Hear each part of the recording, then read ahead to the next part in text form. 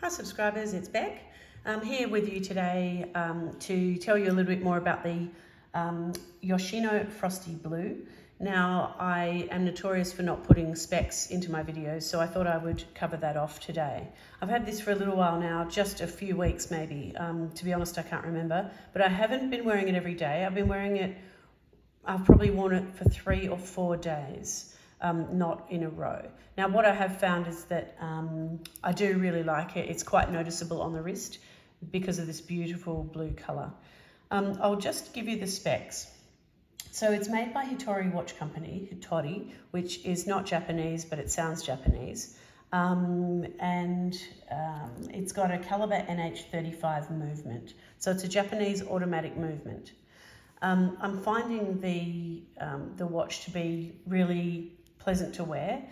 The only first thing that I notice when I put it on is the only thing that makes me feel like it's not really a lovely high-end type of watch is this flappy bit here that when you are holding it, it does make a pretty cheap sound. That bit there. That's the only thing that has drawn my attention, because this bit, I mean, it's a nice solid bracelet, but this little bit, this little flap here, this little clasp, just seems a bit, just a bit superfluous, a bit average. The dial, obviously this beautiful sky blue textured dial, is very eye-catching. People have mentioned the watch to me when I've been wearing it. Whoops, I've got it upside down. So, you know, if you look at really closely, and I'm not very good with this whole camera thing, but you can see, hopefully, a bit of texture on that dial. There you go, that is really lovely. And back out again. The calendar, so we have the date here at 3 o'clock. I find this one pretty easy to read. I wear glasses, so I'm wearing glasses now.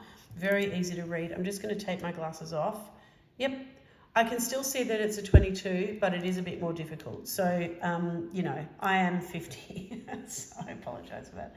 The case is a 316L stainless steel.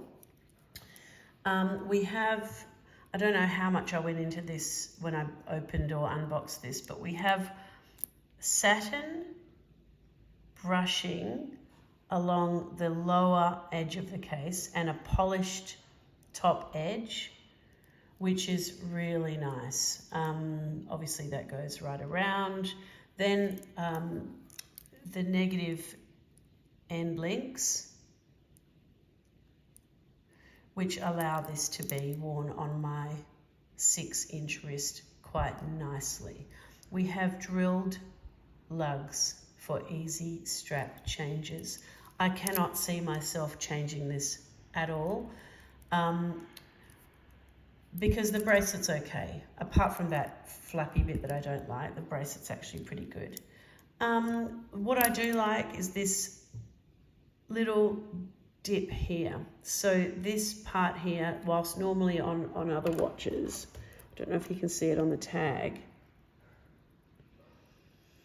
it's usually kind of solid. Actually, these are kind of similar, but this one is quite pronounced, that it has that really nice edge coming in from the lugs. It's quite a deep pit there. What else can I say? It's a screw down crown, which I didn't expect. I think I found that out when I unboxed it, but it's quite interesting to have a screw down crown. I feel quite secure with it. It's not going to overwind. It's very solid and sturdy crown. You can see that it hacks when I pull that out. And then again, the second hand begins.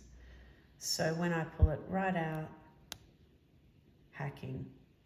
Right, I'm going to push that in and screw it back up. I like the crown. It's nice and solid, and again, it is signed with the from Hitori. Sapphire crystal, 20mm lug width, so easy to change straps again. The strap is again stainless steel, or the bracelet is stainless steel. I rather like, well, you know me, I like bracelets. I'm not a big fan of this pattern.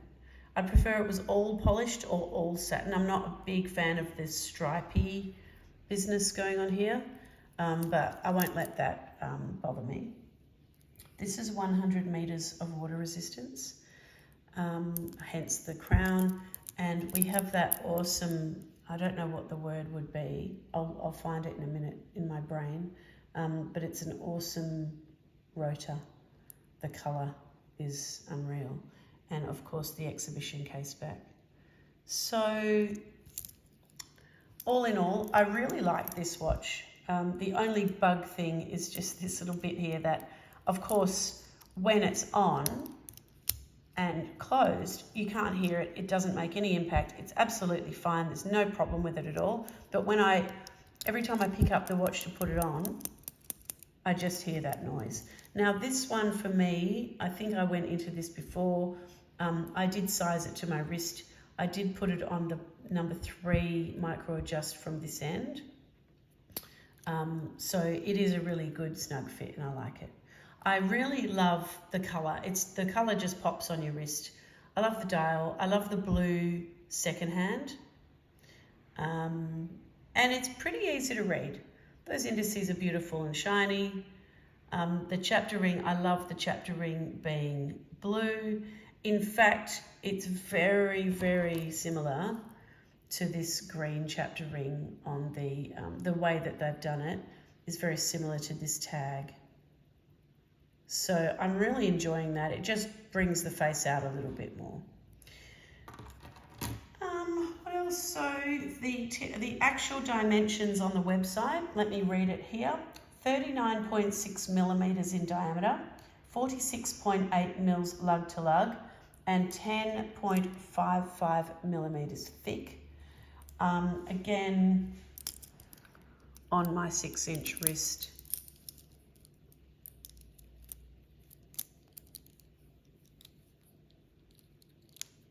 Where is that going to go in, or is it just going to, yep, there it is. Okay. I do think it looks quite good. I do think it looks quite nice. The colour is the main factor here for me, and the fact that it's called Hitori. So, you know, I love it. I think it's probably, I mean, on the website, it's priced at 741 Australian dollars. Well, you can look at that two ways. It looks a bit like a Grand Seiko. So for the bargain price that I got it for, which was under 700, being a limited edition, I like the price. I think it was good for what I can see in my wrist. Probably a little bit more than what it's worth, obviously, with that NH35. For the design, the colour, the limit, you know, the fact that it's limited to 80 pieces, all that, you know, to pay just under 700, I think it was a good buy. I can see many people will think that it's a waste of money, but for what I got and the way that it feels, it's a nice, sturdy, heavy watch. It's going to be reliable. I really like it. You're not paying thousands of dollars. Anything under $1,000 now for me, compared to my sub 33, is going to be, if it's remotely like this or like my sub, it's worth it. Of course, I'd like to pay less, but you know, I'm not buying a high-end watch. So I don't know if that made sense, but it makes sense in my head. I'm not buying a high-end watch. Anything under $1,000 is a bargain for something that looks as beautiful as this. So that is my take on the Yoshino Frosty Blue. If you've got any questions, let me know. And do keep an eye out for my new channel. I will put a link in the end cards. It is called The Elegant Stash, and I will be selling some of my long-term jewelry and watch collection. So if you want the watches that I'm going to sell, I think you know that some of them are for sale. Just hit on the Elegant Stash and I'll have all the details. So I will see you soon. I'll be back soon with my video for how I've been going with this stunning tag. Like if you like it, subscribe if you love it, check out my new channel, and I'll see you soon. Bye.